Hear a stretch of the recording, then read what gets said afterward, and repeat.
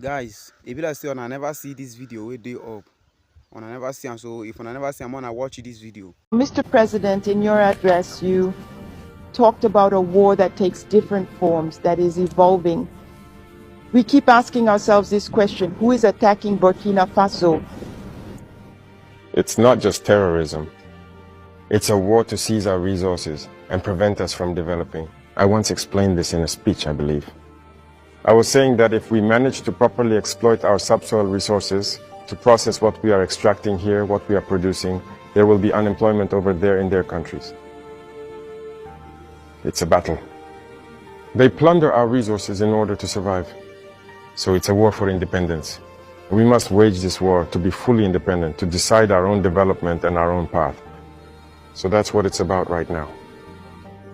Mr. President, as you just said, we're talking about the security and defense of Burkina Faso. Let's talk about your personal security. You just mentioned it a moment ago. The pressure is enormous. It's intense. The danger comes from everywhere. Mr. President, just in 2025, there have been several coup attempts that were foiled. Mr. President, do you ever feel afraid? Thank you. I think that's the only strength I have.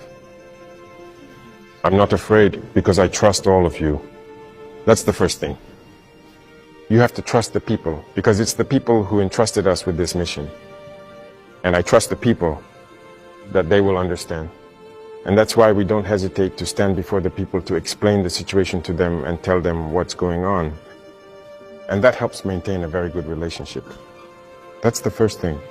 The second thing, as I said, is that there was a mindset that needed to be developed within our own forces. That's very important.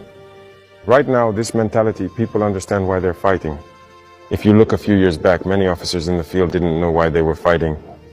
But if we know why we're fighting, who we're up against, and why they're fighting, there's that pressure, and people understand better.